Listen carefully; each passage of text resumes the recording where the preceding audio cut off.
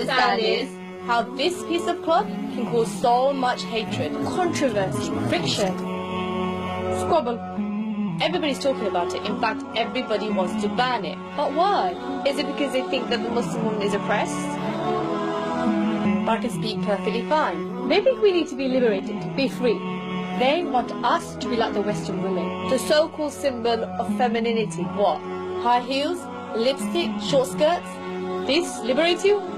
Is it because we dress the same? Or because we look the same? The Muslim woman means so much more than just her physical appearance. We don't want to be defined by the way we dress. I want you to judge me by my intellect, not by how short my skirt is. Is it because you think we're forced to wear it? I don't wear it because my husband forced me to. I'm not even married. Or my father forced me to. I wear it solely because God tells us to, and we want to please Him. We are subservient to God, and not to the trends of fashion or society. But hold on. You say we're forced, but yet you force us to take it off?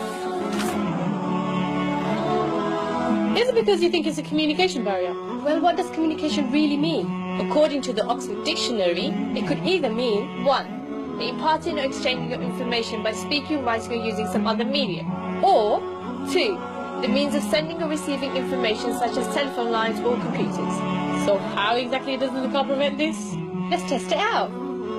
Testing, testing. We hear you loud and clear. It's clear to see when you're speaking to somebody, you don't have to see their face. Just like when you're speaking on the phone, you can't see them. So really, if you want to ban the niqab, they should start with the mobile phones first. Is it because of the way we interact with men? Or don't interact with men? God tells us to maintain a boundary with the opposite gender. This is to prevent any form of promiscuity from either side. Men are ordered to lower the gaze and we are ordered to cover. Besides, I don't want to be just another rape statistic. Or is it because we challenge the norms of society? Because we decide to stay covered whilst everybody else wants to uncover? We live in a society where the biggest industry is pornography and still increasing.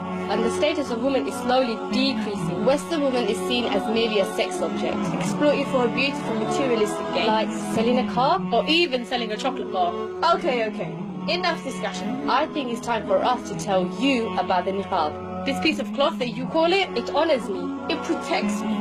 It tells me my body belongs to me, nobody else. Nobody can tell me how to dress, what to say, how to look, apart from God Almighty. This is true liberation. Liberated from the dictates of fashion and society. This is true freedom, being free from the submissions of man's desires. This is true femininity, because we preserve our beauty rather than being exploited for it. The symbol of oppression is not the Muslim woman, it is in fact the Western woman. Which is why we present to you Islam. We want to give you the solution for a society that is spiraling backwards. Islam is in fact the religion to take this society forwards.